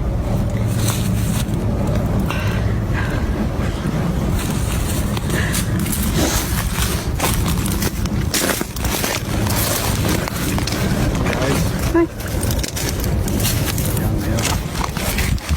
It's all right, babe. I love you. I didn't murder anybody. I didn't help somebody murder anybody. Were you on the bridge? I told them I was on the bridge. I went out to the first trestle. Oh, okay. That first I thing don't remember you telling me that. How did a bullet from your gun get out there? I don't know. Because they said it came from our gun. I know that's what they believe me. That's what they're telling me. But how did it get there? I don't know. There's two explanations. One is the bullet didn't come from my gun. It did though, honey. The ballistics on it. I get that. Then it didn't come from a murder scene. I don't know what else to say. I can see you're getting pissed off. I understand. I am pissed off. Did you not see my wife? Did you not see these two girls dead? No, that's what happened. You got pissed off at them. You dragged them down a hill, and you killed. I'm done talking. Arrest me. You know, I usually be saying like, you know, if someone gets hurt or someone gets killed, there's usually a reason, like they did something. But then I watch some of these videos, I'm like, dude, those kids literally just walked. The dude saw him and was like, you know what? Today's the day. Like, what? 796 dead babies were found in a septic tank in Ireland. Whoa. Yeah, I know, the number's freaking 796? Yes, bro. 3 years old was the oldest. Damn. It was like a Catholic home for children and unwed mothers, right? They found it underneath the house in the septic tank, and the original number is actually 798. But the reason I said 796 is because for some reason they only buried 2 children. But the rest were... But all 796, all of them, were just thrown into the septic tank. And the weirdest part about it is the people there, they all called it the pit. What? Yeah, and we just throw these babies in the septic tank and leave them there. How long they've been doing this dates all the way back to like the 60s. Whoa. People say even before that. Some people say the 20s. Investigators out there in Ireland till this day do not know what was the reason why they were doing this and how they even went about this. They still, to this day, right now, they're still trying to figure it out. So they ended up discovering all 798 of these dead kids, but they believe that it's still way more, and they haven't even, like, basically, it's just the tip of the iceberg. But can I tell you what my theory is, bro? I think these women were sacrificing these kids. That's just my opinion. Because, like, if this went all the way back to the 20s, bro, this was around the time that people were believing some crazy stuff. That is true. So I'm just saying, we had a lot of more belief in demonic forces and all these other crazy things and whatever the case. So you think it's like some cult? I think it's some cult shit. And why would they call it the pit? That's true. That's such a weird thing to call it. True. We throw them in the pit because 796? Dude, that's insane, man. Let me finish. Let me finish. Now you go and you see the mother or the teacher, am I correct? I called the mother. You called the mother. The mother started off polite, you said, and then she got indignant and nasty. You should have went there and told the mother, listen, do you want me to tell my father? You want him to handle it his way? She would have shit herself. Do you want to wake up in the morning and don't see your son no more? Is that what you desire? Do you want us to cut his tongue out of his mouth? You don't have to tell him. You make your husband somebody tell him. He knew about it. Didn't do anything. The woman would have been like this, and the kid would have been like that. You see, instead you went and rat. You went and you said if they used the N-word, don't compare the two. Being a nigger is embarrassment. Being John Gotti's grandson is an honor. I didn't mean it that way. Yeah, I know, but I know how. She said to me, oh, come on, you're making much too much of this. And I said, am I? No, you should have said, listen, I'm doing this for your benefit, not for mine. My kids, I laugh. To me, it's a joke. I'm so honored. But, you know, if it ever gets back to their grandfather, he's nuts, their grandfather. Okay, thank you, Miss Gotti. I'm going to get my kid and tell him, hey, this guy, he'll take your father and you'll put you together in the barrel. You go over there, he's like suckers. You hang around with the Jews long enough, you become like the Jews.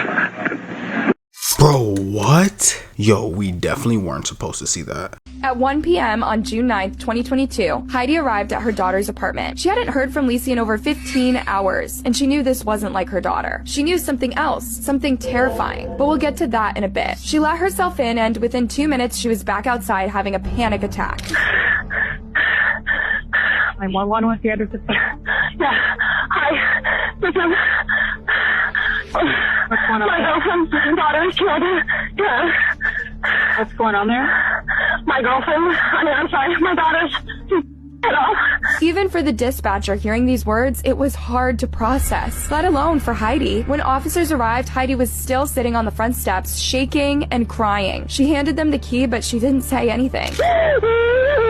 One officer's body cam caught the moment they entered the bedroom. Lisey's body was lying on the bed, and at first, it seemed like her head was wrapped in a towel. But as the police officer pulled closer, the truth was unbearable. She wasn't kidding. Can we go sit on these front porch steps, so? Okay. Heidi's 22-year-old daughter had been decapitated, 8 months pregnant with the baby she called Bean. And what made it somehow even worse, there was no sign of her head anywhere in the apartment. The killer had desecrated her, carried part of her away, leaving the police with a crime scene too to comprehend. But remember how I said Heidi knew more? Listen to her statement. Oh God, please, oh, I didn't listen. She would have a lot to tell detectives in a minute, but for now, she just wanted her daughter's head returned. And then there wasn't a hit. Please find her head. But before the police on this scene would talk to the ones who found the head, more and more neighbors started turning up at the scene, and some of them were about to reveal another sickening detail. Animals that don't sound, how they look.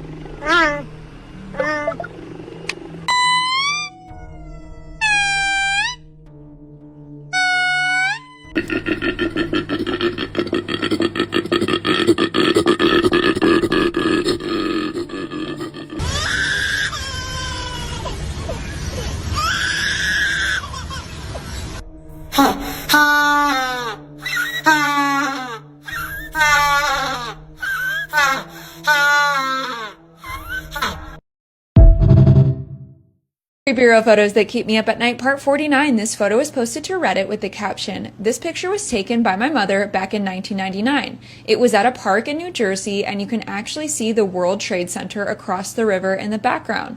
The child in the picture is my brother, who I covered for privacy." For context, she said there was nobody else at the park at the time. Apparently, my brother had been acting strange and out of character. He would come up to her crying for what seemed like no reason at all. When she finally had the film processed, you could imagine she almost had a heart attack. I've tried to do my own digging to see if there had been any kind of sightings in the area. Since then, this park appears to be gone. Follow for more creepy real photos. This veteran was on Facebook Live one night. He gets off the phone with his ex-girlfriend, pulls out a shotgun, blows his head off on Facebook Live. Whoa. And you see it all. And you see it all, bro. It's super crazy. This happened in 2022 in Mississippi, and it was about this guy named Ronald McNutt. He was a retired veteran. He's like, a little bit in his older years. He decided to jump on Facebook Live one night, and he seems really out of it. He's drinking like crazy. He's like rambling about a lot of things that he had problems with in his life. And his friends and family were on the live. The more the live continued to go on, the more worried they started to get about this guy, Ronald. For one, he had PTSD from serving in Iraq. And also, him and his ex-girlfriend recently had like a fallout, and their relationship was very toxic. So he was dealing with a lot of stuff at one point. Eventually, his ex-girlfriend calls him while he's on Facebook Live. So he gets on the phone and he's talking to her, and you kind of hear them start going through this argument, and they're arguing while he's on live. And he ends the phone call, hangs up, and he goes and says, "All right, guys, well, I guess that's it." He crouches down, pulls out a shotgun, puts it right under his chin, and you see this guy's head freaking pop. Really? He blows his head up on live on Facebook. This was super dark. The live went on for like another 2 hours. No way. No one decided to go to his house or anything like that? Or? His friends tried to call the police early on in the live. I forgot to say that. And was trying to see if they can get it taken off of Facebook and all these other things. But for some reason, it didn't right away. So this is the video. Yeah, it's him on the phone with his girl. Oh, is that where you're going to be? Hey, guys. I guess that's it. Whoa! Yeah, I remember when that first video came out, it was spreading across the internet. I remember actually seeing that. And when he did that, I just remember there was a cat in the background, and the cat like literally like jumped and then came over and started smelling his like brains. It was like disturbing. I'm gonna kill this guy right here. You're old dude.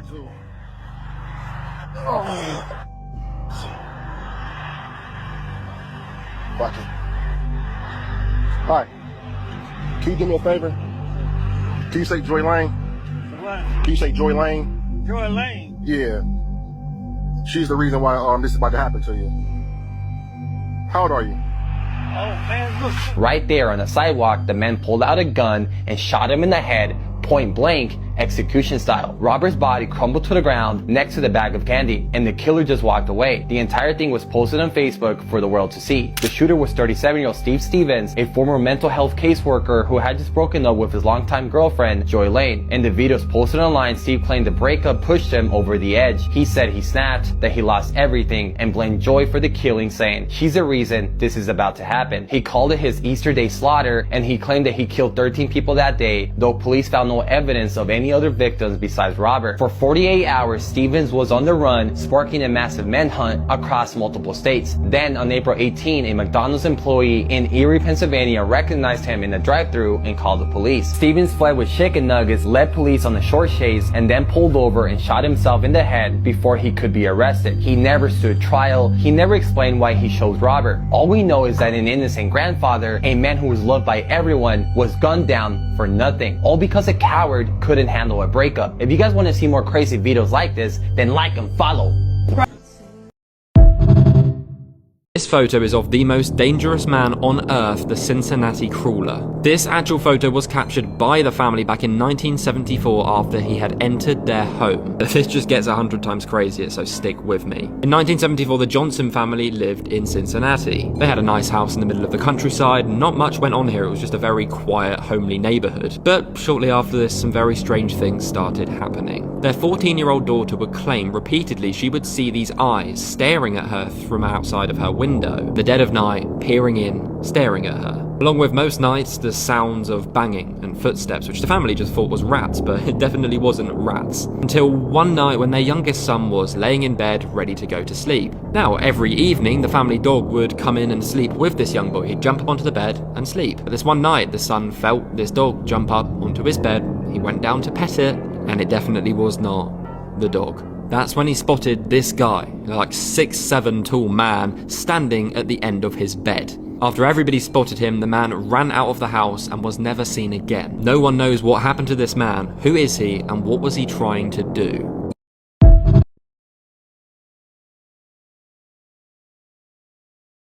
The longer and closer that you look at this clip, the more things you realize are wrong, and then it just becomes sad. This video was sent to me through Instagram DM. In it, we can see a guy standing on a balcony, holding a person over the balcony, and in the background, a firefighter approaches and pulls this person over the edge of the balcony. You might be tempted to think that this person was rescuing somebody who was hanging off the edge, but in reality, this was done on purpose. What actually happened is there was a fire in this flat, and the husband decided to save his partner by holding her over the edge away from the flames while he sat in the flames. The man received burns over his entire body 100% and passed away shortly after this incident occurred. Now, revisiting this still image, and this is the main thing that blew my mind, I thought this guy was wearing a red shirt.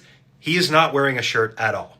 An insane amount of respect goes out to this man for sacrificing himself for his loved one. That is very commendable and also very tragic at the same time. Creepy Real Photos That Keep Me Up at Night Part 4. This photo was posted to Reddit and was taken on a digital camera when OP and her friends were hiking in New Hampshire. They were looking back through their photos and they noticed something weird. This person's obviously supposed to be there. That guy up there is supposed to be there, but who is that? OP went through every single photo that she had ever taken with the camera to verify that it wasn't just a portion of another photo that's superimposed over this one, but she couldn't find anything. She posted the EXIF files to Reddit to prove that it wasn't photoshopped. She was genuinely looking for answers, but no one could explain this photo. Follow for more creepy real photos. Creepy Real Photos That Keep Me Up at Night Part 60. This photo was posted to Reddit with the caption, "This is a photo in a series of photos taken in quick succession by my mother-in-law of my daughter. She was downloading from her camera when she noticed the background of this photo. Only my mother-in-law, the photographer, my father-in-law, my daughter, and the yippingest dog on earth that barked at everything were in the house. Her house backs up to a graveyard. And this is what happens when you turn up the brightness and contrast of the photo. Follow for more creepy real photos." Why does Putin always enter the restroom with his bodyguards? You see, when Putin uses any other country's restroom, intelligence agencies might test his bathroom waste, and from the poop, they can learn his health issues and even predict how long he might live. So every time he used the restroom, guards sealed the poop in a plastic bag, then lock it inside a suitcase, and transport it straight back to Russia. He's eating that shit. Hey. On March 22nd, 2024 in Wasco, California, a construction worker was standing near the train tracks when he saw something he couldn't believe. A man was calmly walking, swinging a fucking human leg. The construction worker then pulled out his phone and started recording. In the video, the man bends down and bites into the leg hard. He keeps biting, trying to rip a chunk off, but it's not working. So he bites harder again and again. Then he notices a camera. He stands up, locks eyes with the lens, and starts yelling at everyone watching. But instead of running, he just turns around and strolls down the street, still gripping the leg like it's some kind of twisted trophy. A few minutes later, police cars arrive. The man sees them and starts speed walking away. The video cuts out, but police weren't that far behind. Moments later, they cut up and arrested him. But that left one question. Where the fuck did he get the human leg? Turns out that earlier that morning, a man named Horacio Ayala was hit and killed by a train nearby. 27-year-old Rosendo Teles witnessed it. Then he walked up straight to the body, ripped off part of the leg, and calmly disappeared down the street like nothing had happened. Teles was arrested for tampering with human remains, possession, and violating probation. In May, he pled no contest and was sentenced to only 1 year behind bars. Do you guys think 1 year was enough for this motherfucker? Let me know your thoughts in the comments below, and follow if you want to hear more crazy stories like this, bruh. This is why you never put a trampoline in water. The guy in this video definitely had to find out the hard way that you should never jump on a trampoline when it's in the water. So for context, I came across this video on my For You page, and this girl was filming her boyfriend trying to do something that they thought would be a lot of fun. And they thought it would be a good idea to put their trampoline inside of a swimming pool. That way they could jump off the ledge of their pool and jump on the trampoline. Sounds like a lot of fun, right? Well, little did these people know that because of science, this would not work how they thought it would. And instead of jumping on a soft trampoline, he jumped on what was pretty much a solid object. And this is because water does not displace like air does. So obviously when you're jumping on a trampoline, all the air beneath it is displaced, which allows the trampoline to bounce up and down. However, by putting it in the swimming pool, obviously the trampoline was surrounded by water, and water displaces at a much slower speed than air. So when jumping on the trampoline in water, there's nowhere for it to go. Muchas gracias. No, de nada, para servirle. Sino que no tengo el efectivo, tendré que ir por él. ¿Segura? Oiga, es que Milla me marca otro viaje. Sí, por favor, no me tardo mucho. Mire, dejo aquí mis cosas. Ok, sí, la espero. Espero que sí. Muchas gracias. No, de nada, para servirle.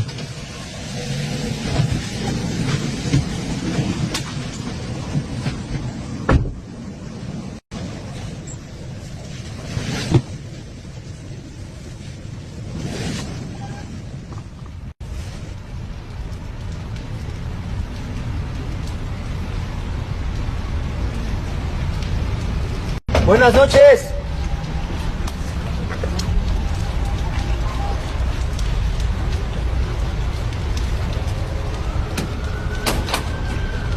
Hola amigo, buenas noches. Solamente por la señorita que entró ahorita hace un momentito. Vivo solo, no entró nadie. No, amigo, no, sí, espera, sí, es que yo la traje, soy el del Uber. Nada más porque dijo que entraba para agarrar el dinero y pagarme. No, de verdad, vivo solo. No, Sí, permítame, mire, hasta me dejó eso. Me dijo que iba a entrar, que nada más entraba por dinero. Esto fue lo que me dejó ahí. ¿Cómo le hizo? ¿Quién te lo dio? No, mi tía, ¿verdad? No. Ya le tengo mi esposa. Ella se murió hace recién. No, amigo. ¡Está su madre! No, amigo, no, oye, no, tranquilo, amigo, no, yo, pues a la traje, sin broncas, tengo el viaje ahí en el celular, si quieres te lo puedo mostrar sin problemas, ¿eh? No te preocupes, te pago. ¿Cuánto fue? 70 pesos. Toma. Gracias, buenas noches.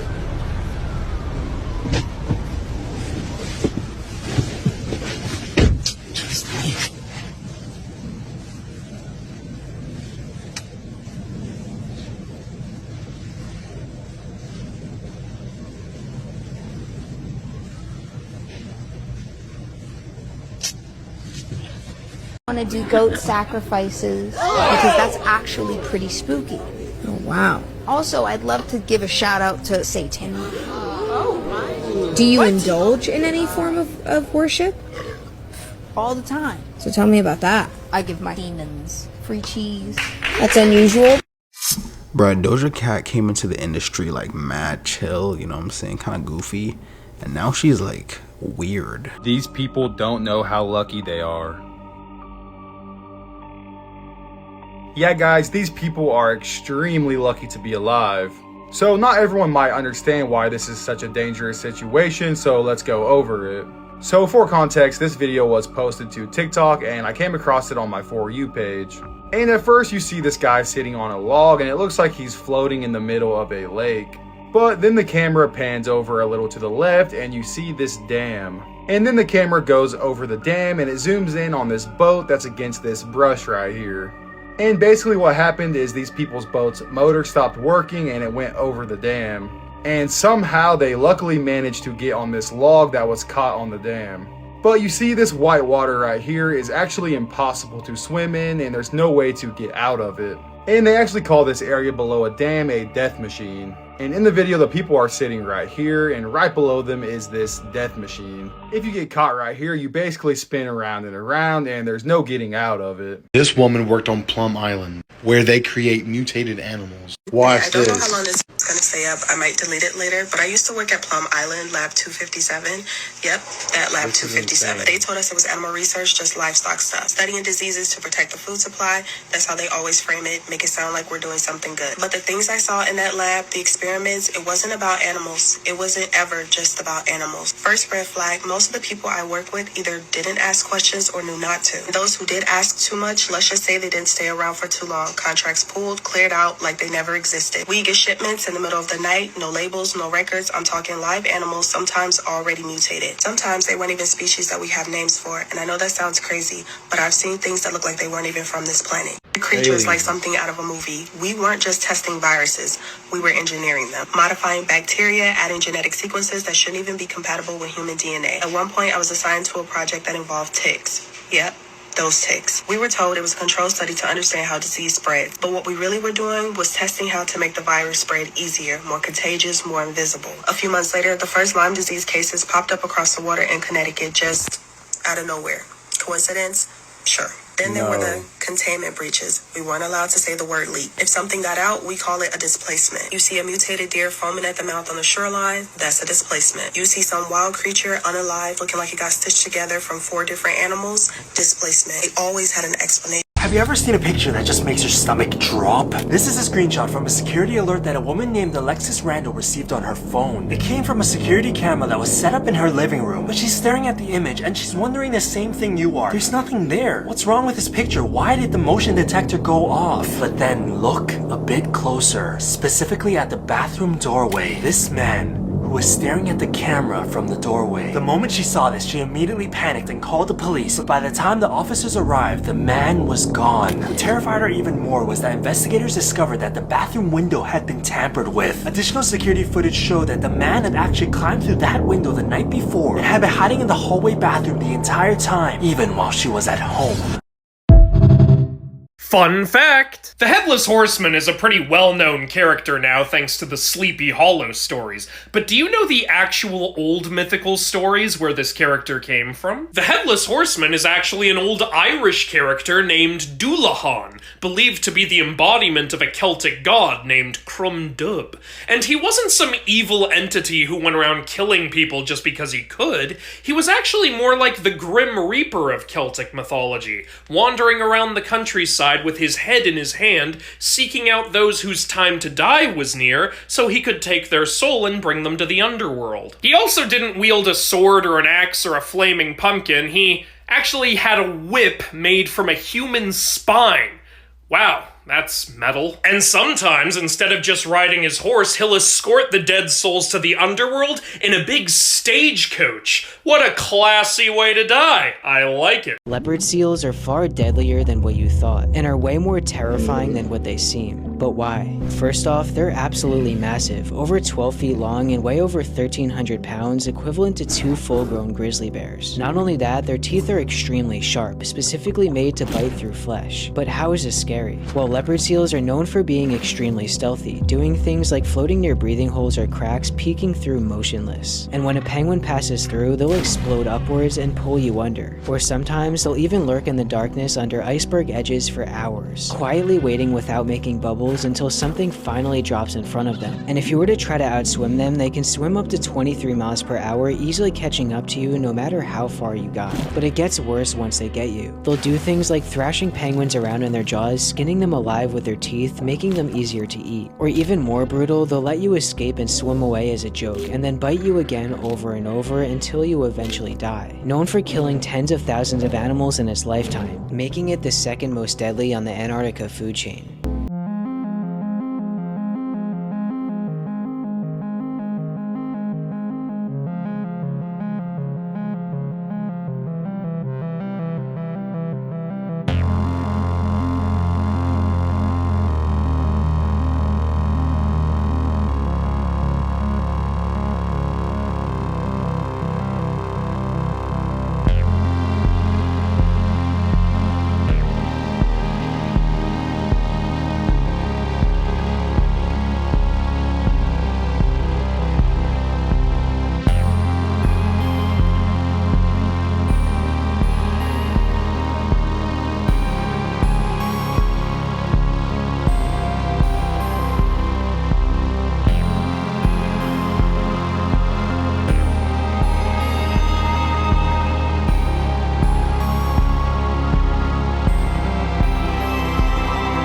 Was me, it's Stewie Griffin, not,